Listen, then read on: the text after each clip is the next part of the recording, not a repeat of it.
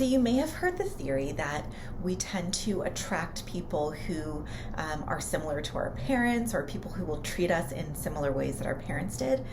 I think that there's a little bit of a twist to that. I don't know if it's because we're attracting people who are similar to our parents. What I think is actually happening is we have these really deep wounds from childhood, from not feeling loved, not feeling seen, not feeling really valued as kids, or whatever it is that your childhood wound was, maybe abandonment, maybe rejection, whatever it is that happened as a child that you weren't really able to get your need met from your caregiver. We have these old wounds. Like, I kind of picture them as like these like gaping holes, like big gashes or cuts in our bodies. That's kind of how I visualize it.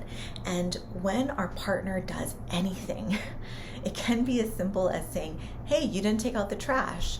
It's like, ooh, that wound gets pressed and it hurts, and we think, oh my gosh, I'm really always failing. I actually am always failing. That's my childhood wound, always failing. They just pressed on that wound. Oh, so now I just can't do anything right? You don't appreciate anything I do, right? So we get triggered. Your partner says something that they think is benign, or maybe it's not benign, but maybe it's a complaint, and we get triggered. That wound gets triggered. Or they say, hey, can I go out with friends on Friday night? And we think, gaping wound, I'm really not important. I'm not important. Look at that. I'm not important. And it hurts. It's painful. And so we lash out and we blame our partner for triggering that wound, but that wound would have been triggered no matter what they said. That's our wound.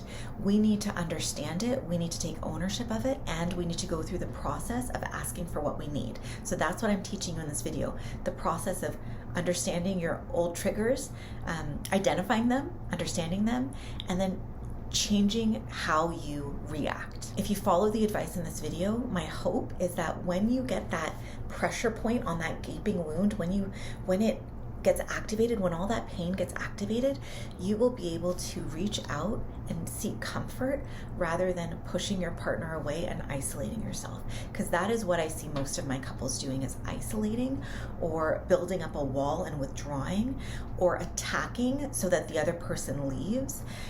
And they don't actually get what they desperately need, which is the comfort that they didn't actually get as children. So let's talk about this, okay? Here's an example. Let's use one of the examples I just referred to.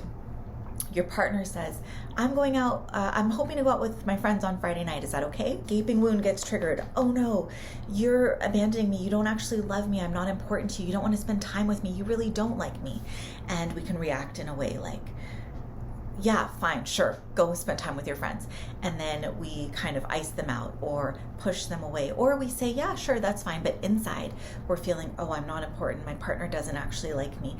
And so we have these subtle shifts in behavior that we engage in, that distance, that creates space between us, that don't allow us to let our partner in. It can look as extreme as fighting with them right away when they say that, creating a giant argument where both partners feel unheard and like their needs aren't being met. Or it can look as benign as, yeah, sure, go ahead. But inside you're hurting, you're reeling, you're feeling so lonely and isolated, disconnected, rejected, right? Because your partner has a need that they want to get met. So the number one thing that I want you to do is just think back, look at your experience with your partner so far. Identify where those triggers exist. When are times that something has happened that maybe your friends or family members say, why did you get so upset about that?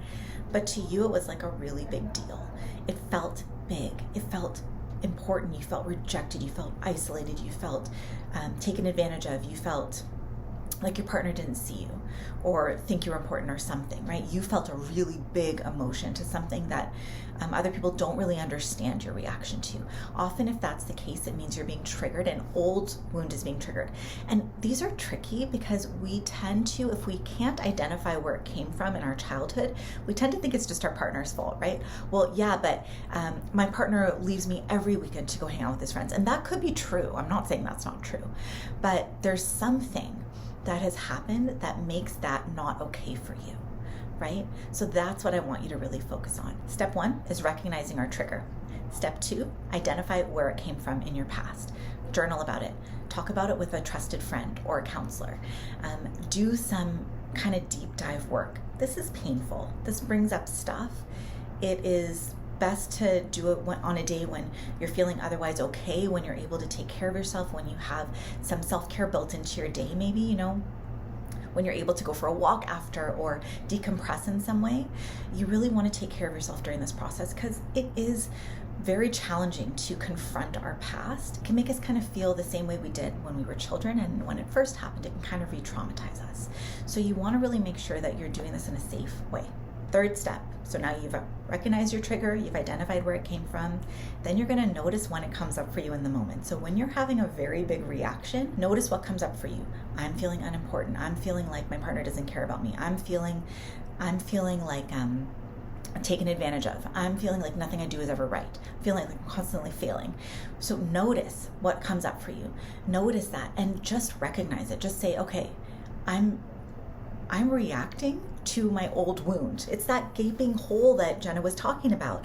That's my wound. It's being triggered right now. It's being pressed on by something that my partner said or did. It's my wound. So here's the change of behavior. Instead of showing my partner my reactivity, so instead of yelling at them, instead of demanding that they do something different, instead of walking away pretending like I'm okay, but really I'm not okay, right? Instead of doing those things that I always do, this time I'm going to do something a little bit different. This time I'm going to take a deep breath. That's the most important thing you can ever do. Take a deep breath, and I'm going to ask my partner for the comfort that I didn't get when I was a kid. So I'm going to say something like, okay, so I hear that you want to go out on Friday night with your friends. I think that's actually a really good idea. I know how much that helps you. I'm noticing that I'm getting like triggered. I'm feeling like something happening inside me. I'm not going to give you all the details right now because I don't want you to change your plans because of my trigger. However, I need you to know that I'm feeling triggered about something. It's from my past. It's really not about you. And what I could really use right now is, you know, whatever you could use. A hug.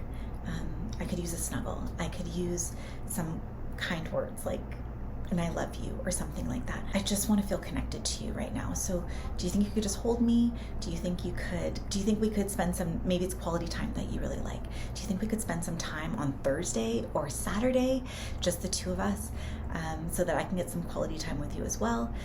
Whatever it is that you need, whatever comfort it is that you need, you might not even know what it is that you need, just guess, right? Just guess.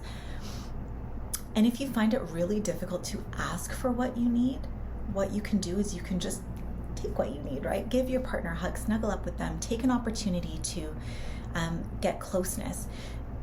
In that moment, when the childlike part of you, that triggered part of you is activated, it feels like you're all alone in the dark, again, the way that you did when you were a kid. And it's really tempting to just kind of go away and lick our wounds. But what we need in those moments, what we really need is connection with our partner. And every time we're able to ask for something like a hug or and I love you or something like that, and we actually get that thing, that builds trust. So send this video to your partner so that they know that when you ask for that, you've done some work. That's a serious ask. And so that they can really recognize that you're trying to take responsibility for your part of this relationship, and they can meet you halfway and be able to kind of give you what it is that you need in that moment. Now, of course, this isn't always going to go smoothly. Your partner might not have the resources available right then to give you what you need. They might be easily triggered themselves, right? So this is work that both partners really need to do.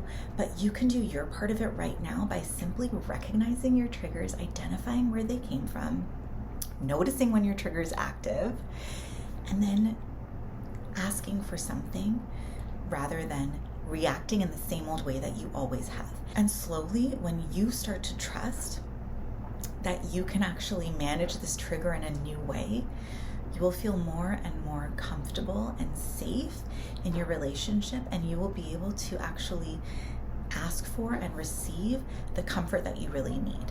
When we're triggered, we often show our reactivity, but if we can just take a deep breath and a step back, take responsibility for our trigger, and ask for what we need, or create a system in our relationship where we're constantly getting that comfort that we need. So I call it like touch points. Like you can create touch points 5 or 6 times a day where you're hugging each other or doing something else that speaks to each of your love languages.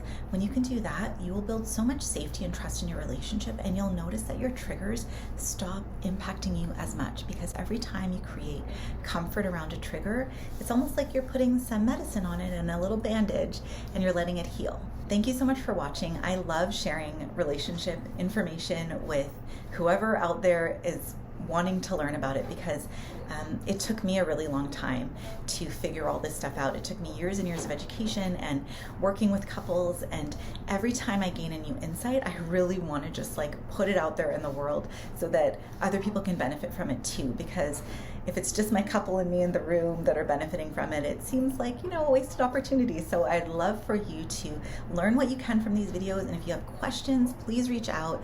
I'll be happy to make a video about whatever it is that you are struggling with currently. Subscribe to this channel if you want to hear more relationship advice. I put out videos twice a week. I'm Jenna Tharani, and I will see you next time. Bye.